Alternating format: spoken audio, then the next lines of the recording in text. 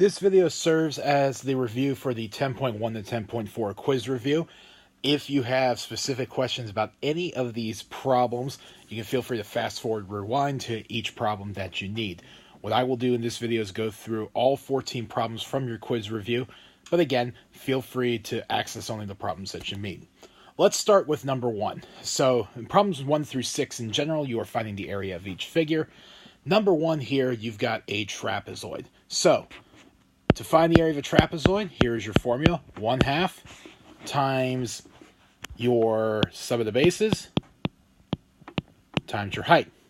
Now, if you look at the setup of this trapezoid, you have everything you need. You have both your bases, and you have your height. Height, again, makes a right angle with your bases, so that's why you can identify everything as is. So, this problem is pretty simple. All you have to do is just plug in the numbers in the right spot. So again, plug in your bases, 5.5 and 13.9. Plug in your height, which is 12. So, with this problem here, again, you can type this all straight into your calculator. As long as you use parentheses to do the addition first, this should be no problem. You end up with a final area of 116.4 square kilometers.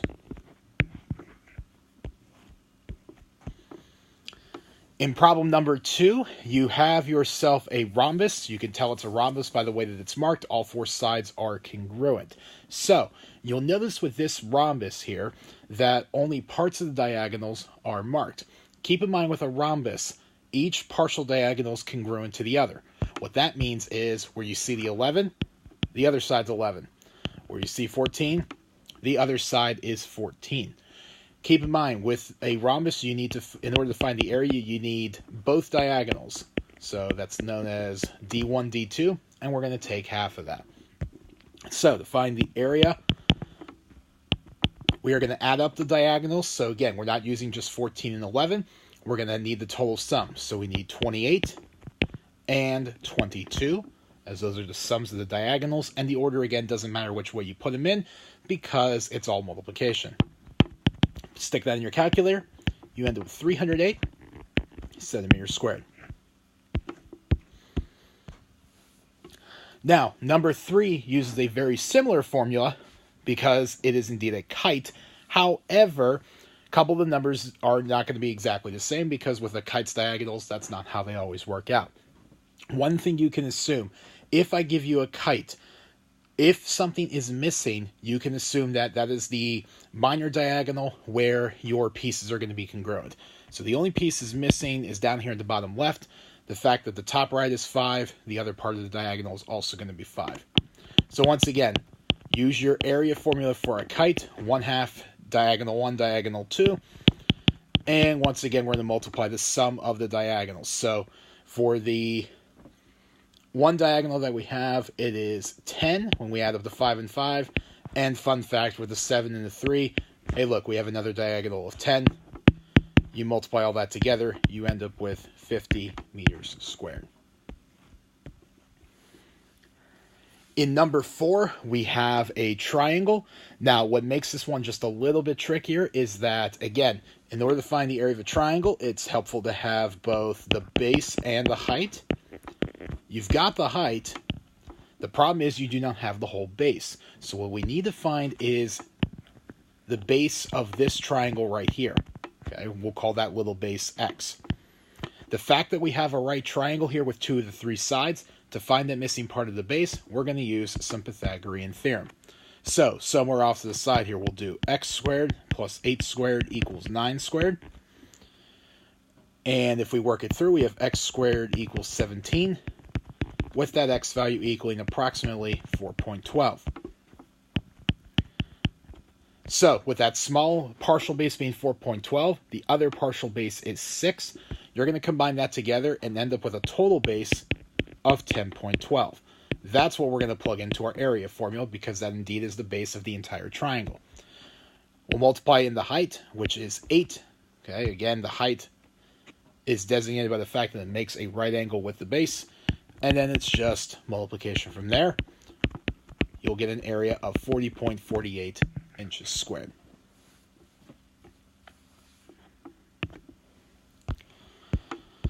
These last two here on the front side in which you're finding the area, you can see in number 5, it is almost an identical problem to number 4, except it doesn't even flip backwards. It's pretty much the same problem. So once again, I give you the height of 4. The problem is I don't give you the full base. So since we don't know the full base, we need to go find that partial piece. So do some quick Pythagorean theorem, because once again, you know 2 sides. We're going to go ahead and find the third.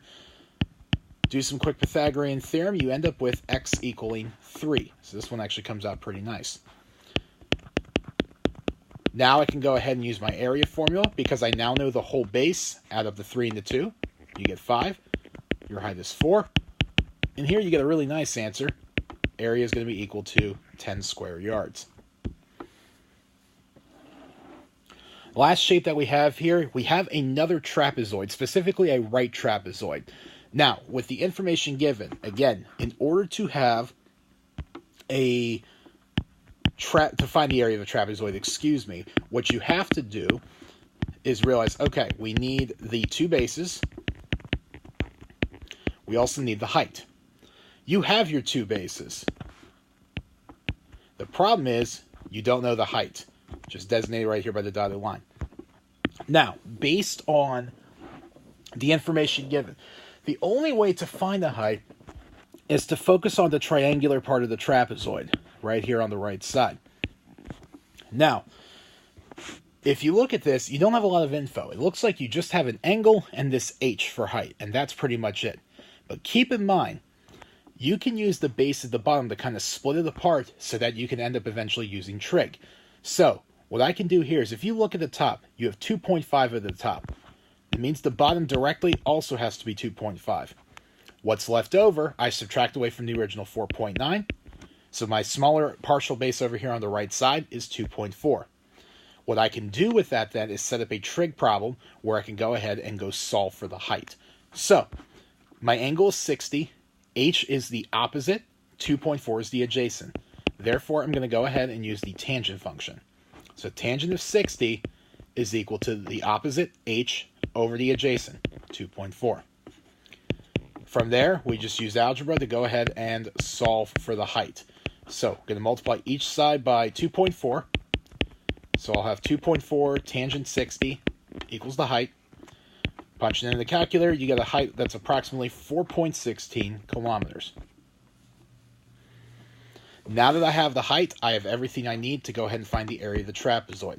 So, I'll have 1/2. My 2 bases of the trapezoid were 2.5 and 4.9. And the height, which I now found, is 4.16. We plug everything through. You eventually get an area of 15.39 kilometers squared.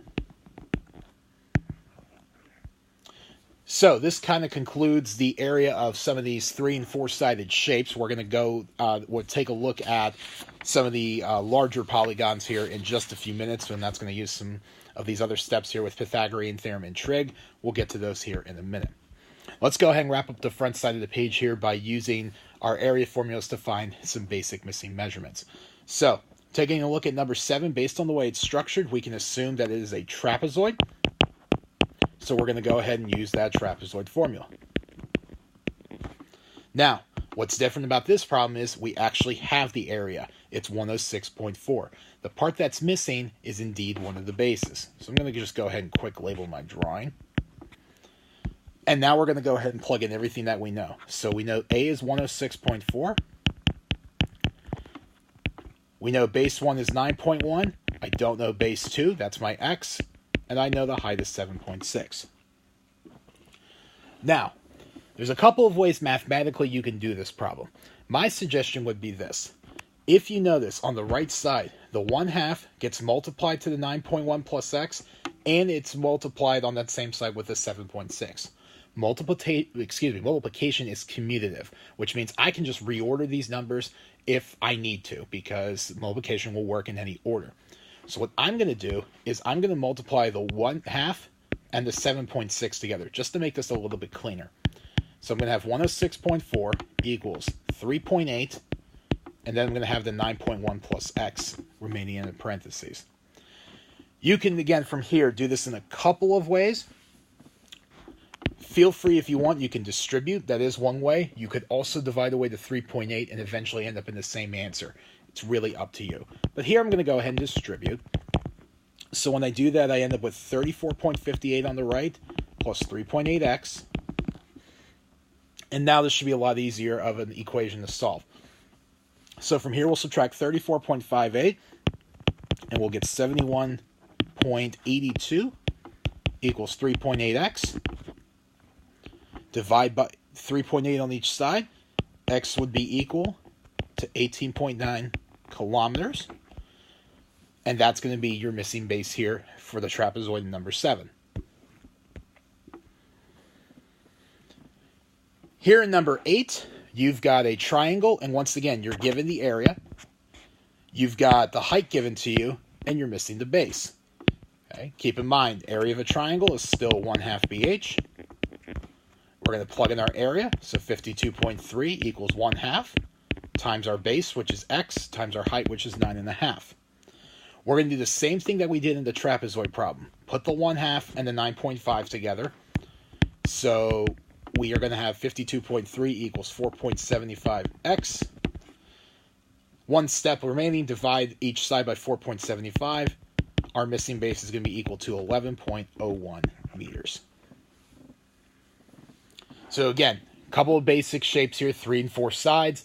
This time you're given the area, but again, we're just using the same formulas. We're working backwards. We're finding the intermediate, that missing information in the middle that you would use to find the area.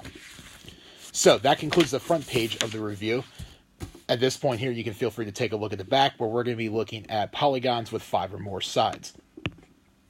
So let's go ahead and start with how we do this. So these each ultimately are going to have the same formula to find the area. When you're dealing with a shape that's 5 or more sides, that's a regular polygon, you're going to use that formula A equals 1/2 AP. Okay, so the key is we need that little a, which is the apothem, and we need the p, which is perimeter of the shape. So for each of these, we have to find a way to find both of those things, which you'll see depending on the problem will depend on how much work we have to do. So let's take a look here at number 9. So again, to find our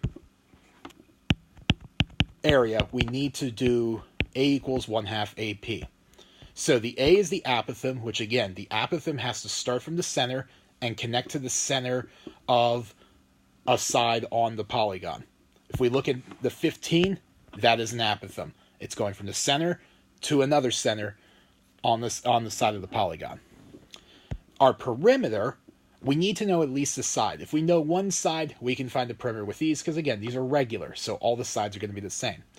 We have one side of 17.3. So what that means is we're going to go ahead, take the 17.3, multiply it by, it's a 6-sided shape.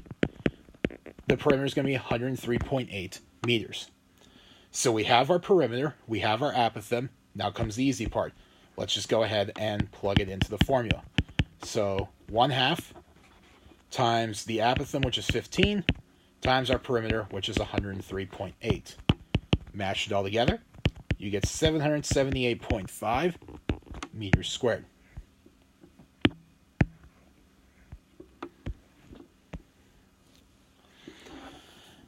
In number 10, we're again looking for the same two things. Again, we've got a shape that looks to have 10 sides. We've got a decagon. So we're still going to use that formula A equals 1/2 AP. Now, we can find the perimeter pretty easily here, because you know one of the sides, it's 14.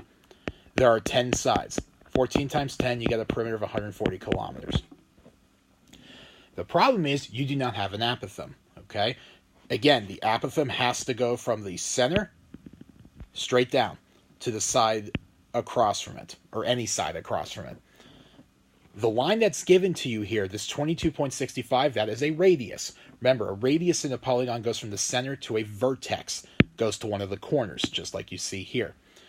In an instance like this, where you don't have the apothem, you have one of two ways you need to find it. You can either use trig, or if you have enough info, you can use Pythagorean theorem. In this case, we have enough information because we have both the hypotenuse and we have the base. Now, keep in mind, when we find the base here, so I'm going to redraw this little triangle out. So here's your apothem, the A. You know this is 22.65.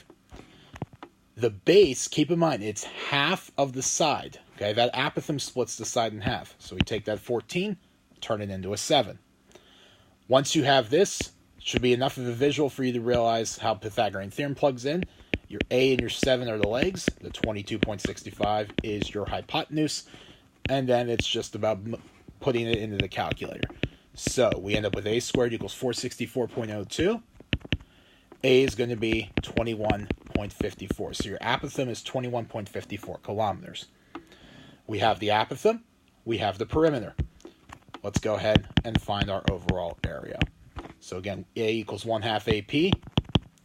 So 1/2 times that apothem, 21.54, times the perimeter, 140. Get a relatively big number here. You end up with 1,507.8 kilometers squared.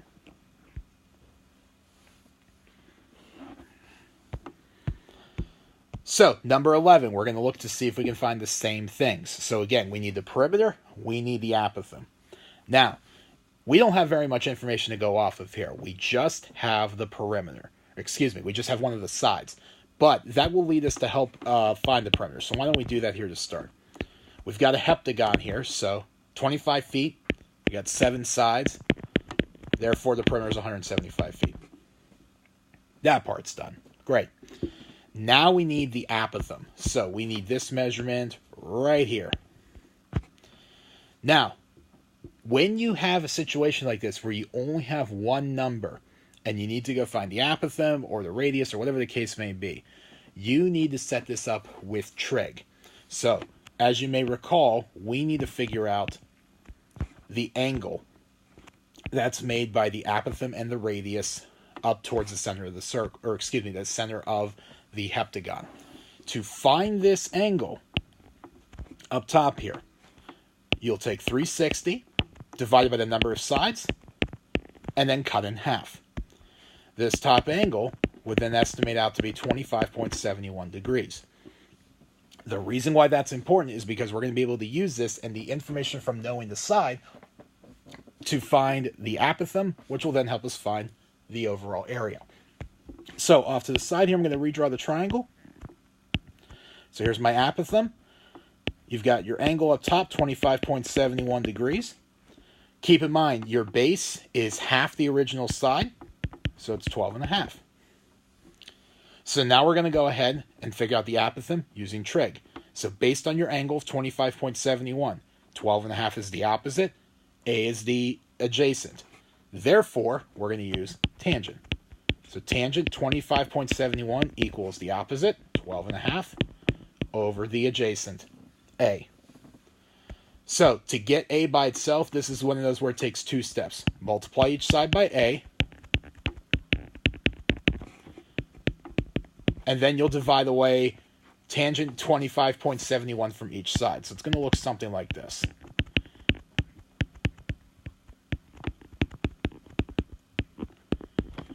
Punch that into your calculator. The apothem is going to be 25.96 feet. We now have our apothem. We have our perimeter. Now we can go ahead and find the area. So 1/2 times 25.96 times 175. You've got a final area of 2,271.5 feet squared.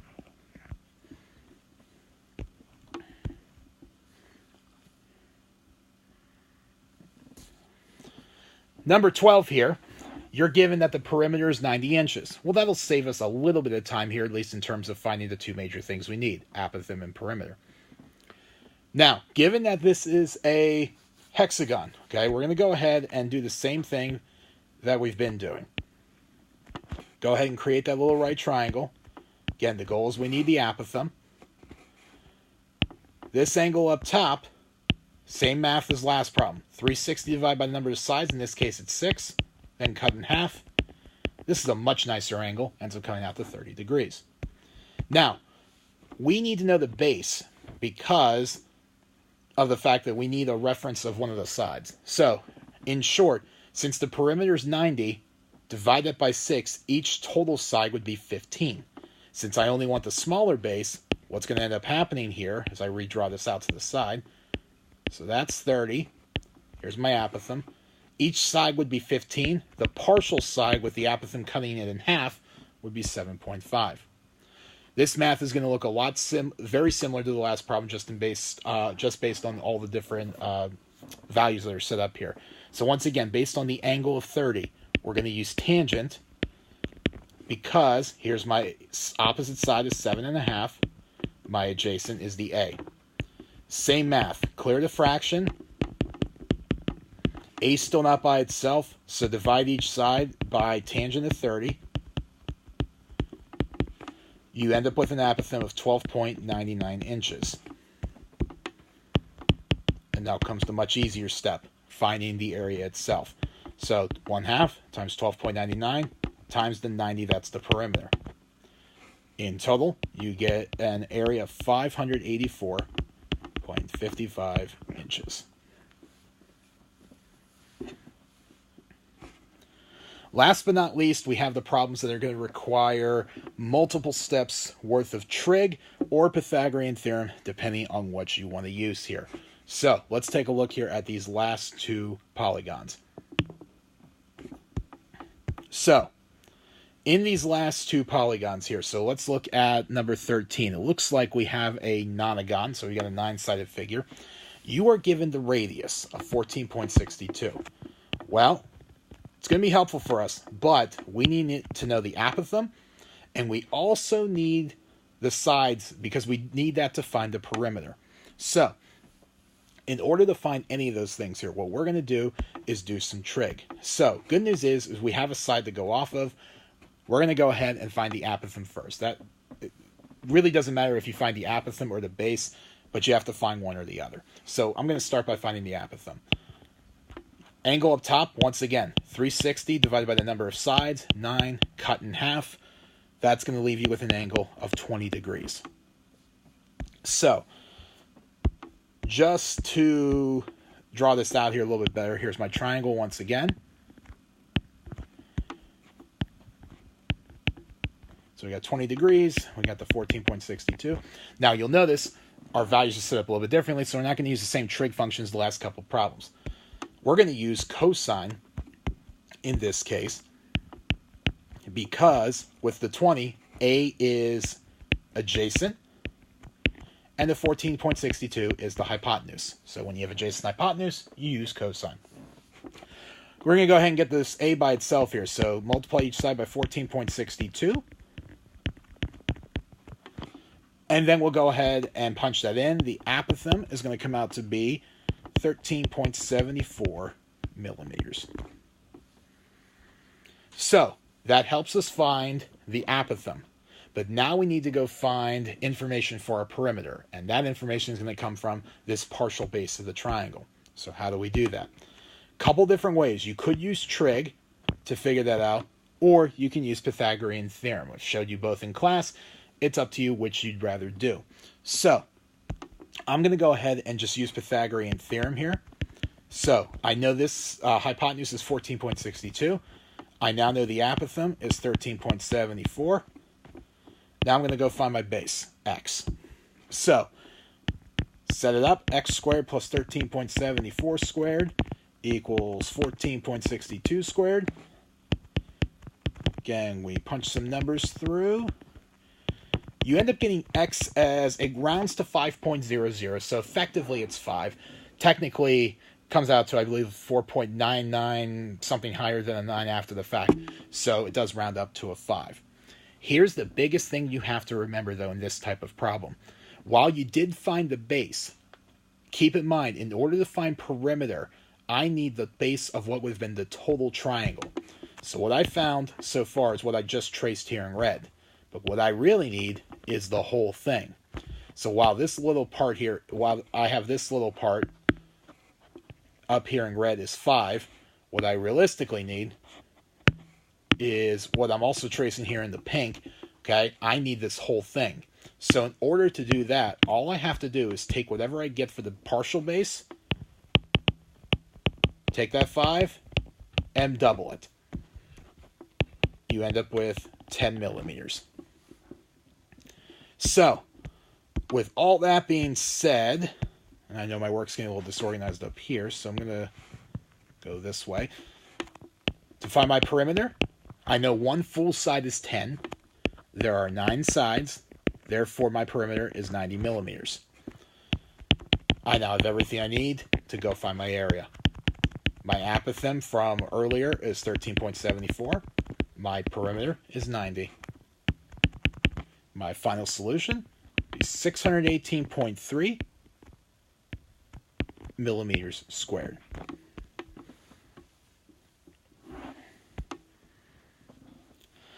Last problem that I have here, number 14. It's very, very similar. Once again, I give you another radius, so we have to go ahead and do basically multiple steps here to find everything that we need.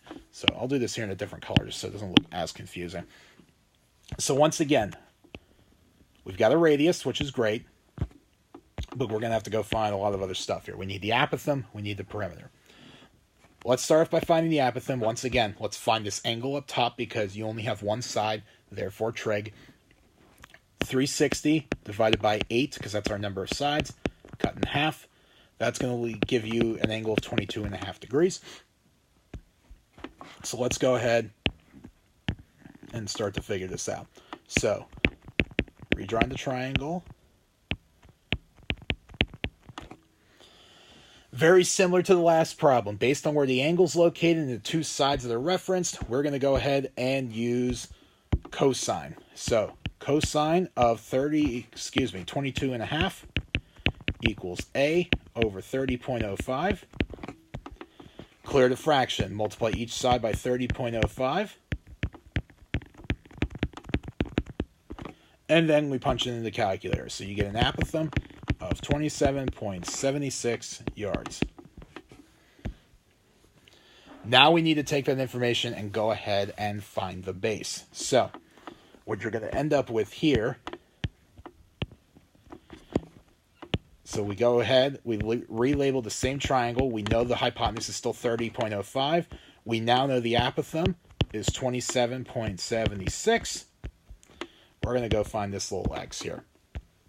So, once again, I'm going to use Pythagorean theorem. If you choose to use trig, that's totally fine to figure this out. You may get an answer decimal-wise that's just slightly off from mine because of how rounding works.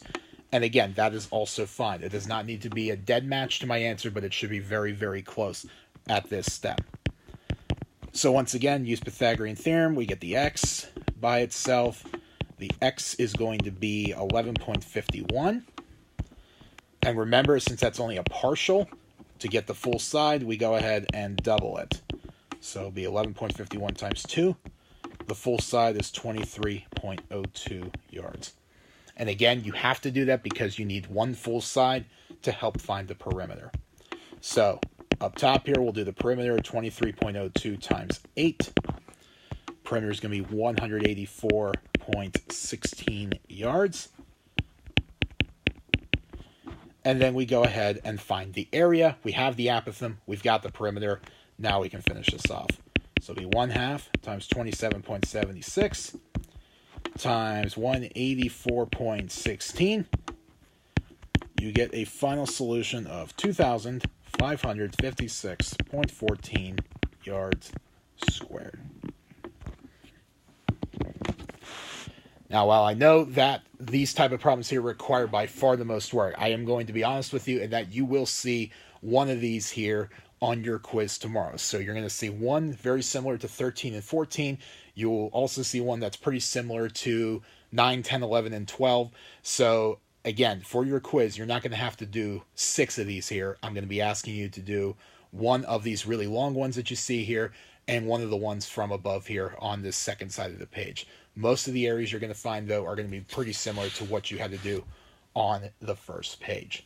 So, if you have any questions, again, go back through, fast forward, rewind through the individual problems. If you are still stumped, please feel free to send me a message, and I will do what I can to help you out. Thanks for watching.